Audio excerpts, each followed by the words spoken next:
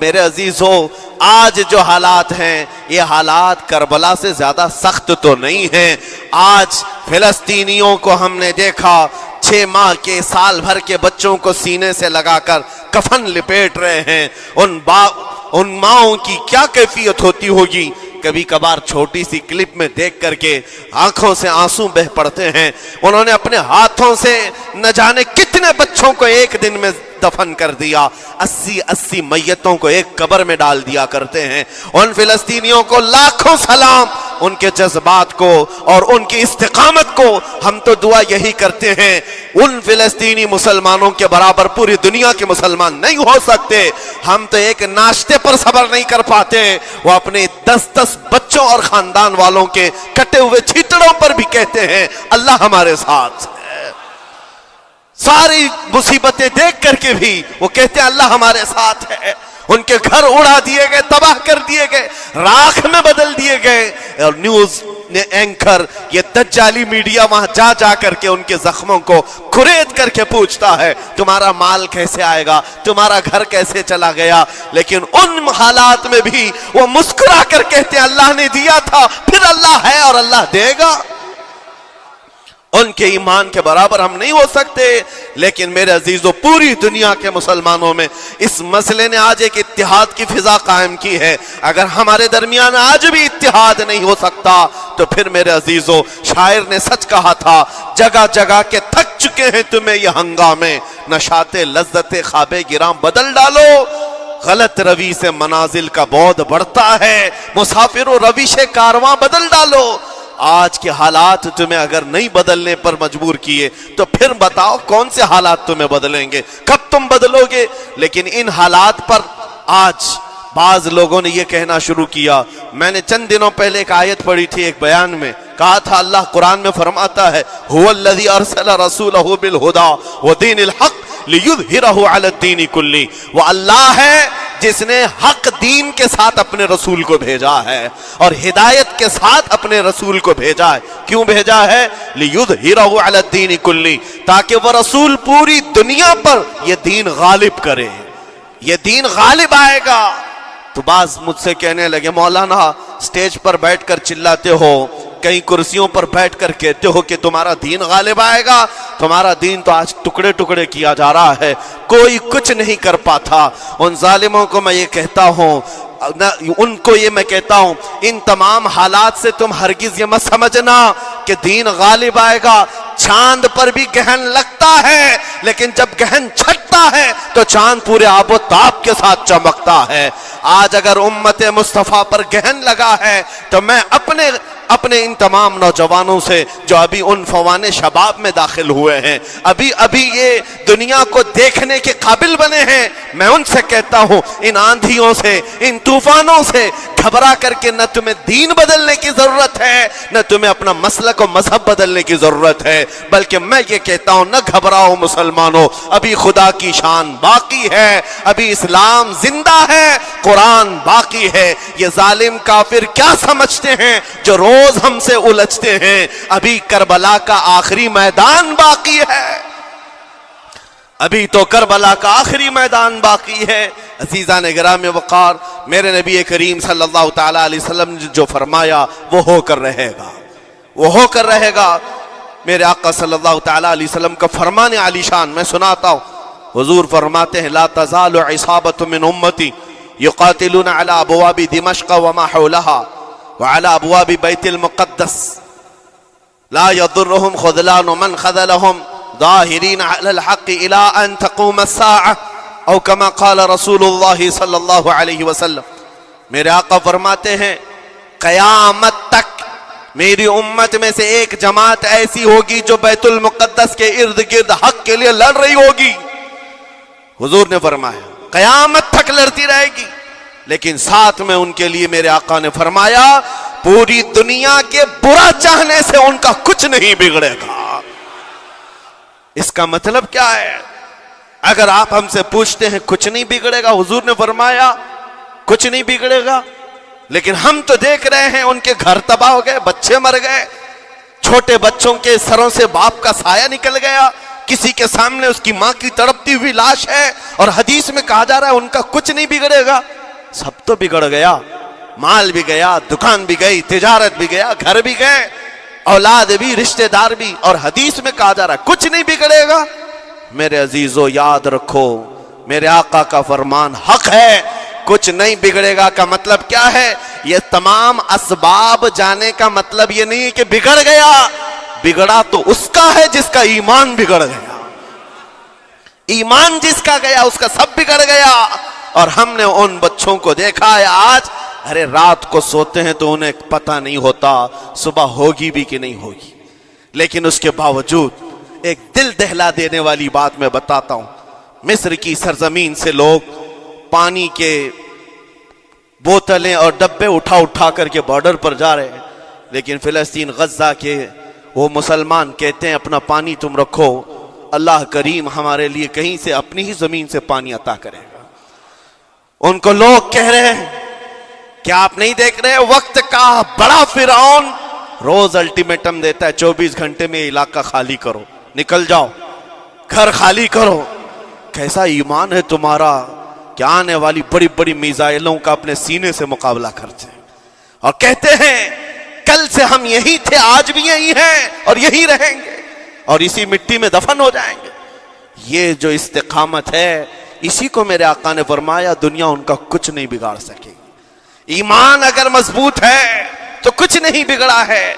ارے 6 سال کی بچی، 6 سال کی بچیاں، ٹرینڈ چلا ہوا ہے ان کے محلوں میں، ٹرینڈ چلا ہوا ہے، اپنے اپنے ہاتھوں میں مہندی سے اپنا نام لکھ رہی ہیں ہنسی خوشی. پوچھا ان سے کہ نام لکھنے کا ٹرینڈ کیوں چلا ہے ابھی جنگ کے حالات میں مہندی سے؟ کہتی ہیں کل کو اگر ہم اڑ گئے، چہرہ نہیں ملا، جسم نہیں ملا، ہاتھ اگر بچا ہوا ہو تو نام دیکھ کر ہمارے ماں باپ پہچان تو سکے. شہادت کا یہ جذبہ، شہادت کا یہ جذبہ 6 سال کے بچوں میں اگر آیا ہے یقیناً ان کے سینوں میں ایمان موجود ہے، ایمان موجود ہے. میرے عزیزو ذرا اپنے حالات پر ذرا توجہ کرو. مولا کریم نے ہمیں کس چیز کی کمی دی ہے؟ کون سی چیز کم آئی ہمارے گھر میں؟ ہم تو مرغن غذائیں روز کھاتے ہیں. آج ہمارے پاس ساری نعمتیں اللہ نے دی ہیں، ہم عیاشیوں کے اڈوں پر پوری رات گزارتے ہیں. ہمارے شہر آج جس گلی سے گزر جائیں صبح کی اذان تک یہاں گپیں لگاتے ہوئے کھڑے رہے. اے میرے عزیزو حالات تو ہمارے ایسے ہیں کہ کھا کھا کر کے چربیاں چڑھ گئیں. ہمیں ان کا کیا احساس ہو پائے گا؟ ان کا کیا احساس ہو پائے گا جن کے ہاں پانی سے زیادہ خون دیکھا جاتا ہے، جن کے ہاں زندوں کو پکڑنے کے لیے نہیں اب مردوں کو پکڑنے کے لیے لوگ بھی نہیں ہیں. عزیزان گرامی وقار، جنازہ اٹھانے کے لیے لوگ پورا دن انتظار کرتے ہیں، کوئی نہیں ہے. پرسان حال ان سب حالات کے باوجود میں نے ایک بچے کو بھی وہاں سے یہ کہتے ہوئے نہیں سنا کہ ہم پر بہت بڑا ظلم ہو رہا ہے، ہم کو یہاں سے نکال لو، مدد کرو، کوئی آؤ. نہیں، وہ سب صرف اتنا ہی کہتے جو کچھ ہو رہا ہے ہم اللہ کے پاس جا کر کہیں گے، یہ سارے معاملات ہم اللہ کی بارگاہ میں شکایت کریں گے. یہ ہے ایمان، یہ ہے استقامت. اور میرے آقا صلی اللہ تعالی علیہ وسلم کے فرمان عالی شان کے مطابق ان کے لیے اتنی ہی بڑی دولت کافی ہے. آخر میں اتنا کہوں گا، اسرائیل کے کتے اور ظالم مل کر اینٹ سے اینٹ بجا دیں، ان کے ٹکڑے ٹکڑے کر کے راکھ کر دیں، تب بھی ہم کہیں گے فتح تو بیت المقدس کی ہی ہے، فتح تو ان مظلوموں کی ہے جن کے پاس کھونے کے لیے کچھ نہیں تھا پھر بھی وہ ڈٹے رہ گئے. تمہارے پاس تو پیٹروٹ میزائل بڑے بڑے، تمہارے پاس توپ، بہت ساری چیزیں ہو کر بچوں پر، ہاسپٹل پر، نہ جانے کتنی جگہوں پر تم نے بمباریاں کی ہیں. مجھے حیرت ہوتی ہے پوری دنیا آج بھی خاموش تماشائی ہے. یہ ظلم نہیں ہے تو اور کیا ہے؟ اور جب ظلم اپنے عروج کو پہنچتا ہے اللہ کی پکڑ آتی ہے، اللہ کا عذاب آتا ہے. اور جب اللہ کا عذاب آتا ہے تو جتنے خاموش تماشائی تھے سب اس عذاب میں گرفتار ہوں گے. اس لیے میرے عزیزو آپ ہم سے اگر یہ پوچھتے ہیں ہمیں یہاں بیٹھ کر کرنا کیا چاہیے، ہم کیسے کریں، تمہارا دل اگر رو پڑا ان کے دردوں سے یہ بھی لکھا جائے گا، یہ بھی لکھا جائے گا یہ بندہ جا تو نہیں سکتا تھا لیکن اپنے بھائی کے درد میں ایسا بے قرار تھا کہ اس کا کھانا چھوٹ گیا تھا، ایسا بے قرار تھا کہ اس کی نیندیں ختم ہو گئی تھی، یہ بھی لکھا جائے گا اللہ کی بارگاہ میں۔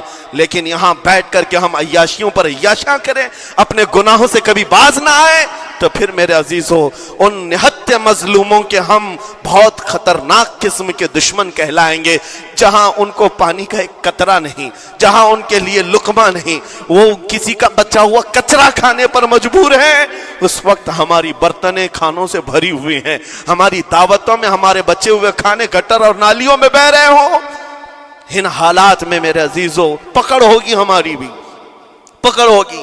بدلو اپنے حالات، اٹھو وگرنہ حشر نہ ہوگا پھر کبھی، دوڑو کہ زمانہ چال اپنی چل گیا۔ میں آپ سب سے یہی کہنا چاہوں گا، یہ جو حالات پیدا ہوئے ہیں پوری دنیا میں، یہ میرے آقا کے فرمان کے مطابق اندیشہ یہ لگ رہا ہے ان قریب امام مہدی کا ظہور ہونے والا ہے، امام مہدی کا ظہور ہوگا اور حالات بدل جائیں گے۔ لیکن ہم کو کسی کے آنے کا انتظار کرتے ہوئے حالات کا انتظار نہیں کرنا ہے، ابھی بدلو، آج بدلو، اللہ کی طرف دوڑو اور اس سے گڑ گڑا کر کہو کہ مولا کریم ہمارے شامت اعمال، ہماری برائیوں کے سبب اگر یہ تیری پکڑ ہے، ہم توبہ کرتے ہیں تیرے دربار میں۔ جانتے ہو میرے آقا نے فرمایا اللہ کے غضب کو اگر کوئی چیز ٹھنڈی کرتی ہے تو ایک مومن صالح کی رقت انگیز دعائیں اور اس کے نکلنے والے آنسو اللہ کے غضب کو ٹھنڈا کرتے ہیں، اللہ کے غضب کو ٹھنڈا کرتے ہیں۔ تم گڑ گڑاؤ اس مولا کی بارگاہ میں، یہ نہیں کہ اجتماعی طور پر کسی کے سامنے آپ رو دھو کر چلے گئے یا پھر آپ لوگوں کو دکھانے کے لیے کوئی سٹیٹمنٹ جاری کر دی، نہیں، تنہائی میں بیٹھے ہو، اکیلے میں بیٹھے ہو۔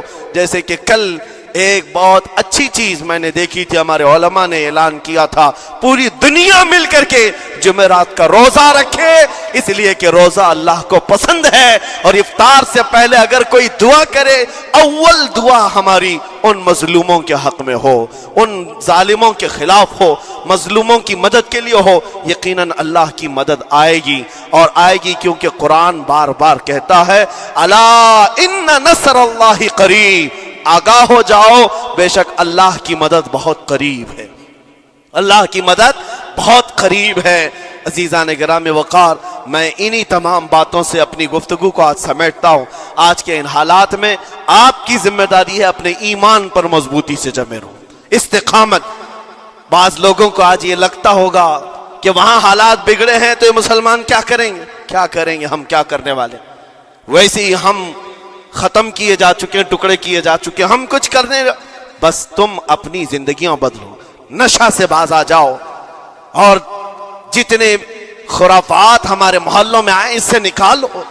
اللہ کا عذاب آتا ہے، اللہ کی رحمتیں روٹ جاتی ہیں، ایک بار ہم بدل لیے تو مولا کریم اپنی رحمتوں کے سائبان فرما دے گا ہم پر، اور بس ہماری تمنا یہی ہے۔ اللہ کریم کی بارگاہ میں دعا ہے قدیر و جبار خدا کہنے سننے سے زیادہ ہمیں عمل کی توفیق عطا فرما۔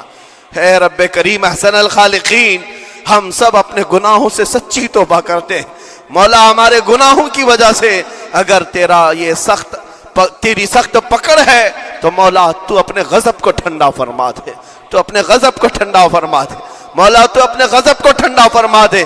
اے کریم خدا، تیرے حبیب کی امت تڑپ رہی ہے، اور ہر جگہ مولا ظلم و ستم کا نشانہ ان غریب مظلوموں کو بنایا جا رہا ہے جن کے پاس ایک وقت کا کھانا بھی باقی نہیں رہا۔